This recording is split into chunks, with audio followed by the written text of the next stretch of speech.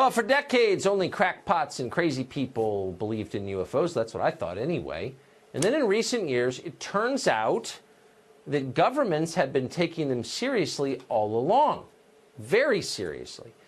Nick Pope is a journalist who has spent years researching UFOs for the British government. He says that UFOs aren't just real. They also frequently come close to crashing into commercial airliners, among other things. Nick Pope joins us tonight.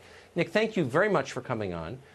So it's really not a question of, do governments believe UFOs are real? Yes, they do. The United States government does. The British government does.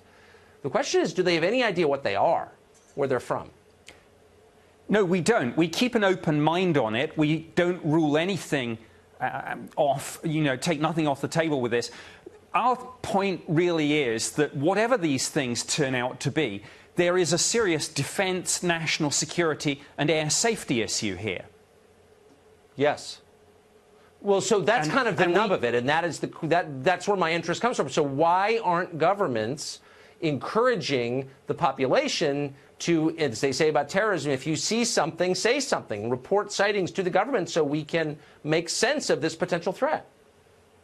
Well, they should be, and that's what we certainly did at the Ministry of Defence for many years. We took it very seriously. Our own pilots were seeing these things. We were having radar operators track them. And we knew, again, through intelligence and through open source material, we knew that the Russians and the Chinese and others were working on this too. The problem was that just the pop culture baggage from the term UFO, flying saucer, little green men, people don't take it seriously. But they should. So we've ruled out, I think, that these are aircraft, experimental aircraft, or technically advanced aircraft from other countries. Is that true? Well, no, we keep an open mind, as I say, and some of these things probably are Russian or Chinese, whoever it is, but that's the point. We must find out if there's something in our airspace we need to know. For years, governments said they didn't do this. They did.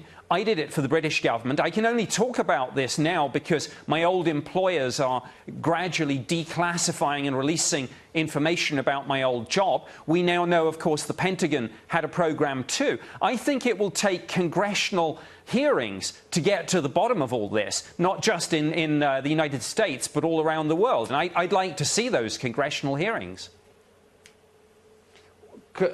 Commercial pilots have very often reported sighting objects in the air that seem to defy the laws of physics. To what extent are these objects a threat to commercial aviation, potentially? Well, certainly the British Ministry of Defence and our Civil Aviation Authority, which is the UK equivalent of your FAA, have dozens of cases in our files about near misses, some of which where pilots have had to take evasive action. And again, it comes back to the point. I don't care, in one sense, what these things are, but when there is this flight safety concern, when we have these near misses, we sure as heck should be doing more to find out. That's for sure. Nick Pope, really one of the most credible experts on this subject. I hope you will come back on our show. I appreciate it. Good to see you.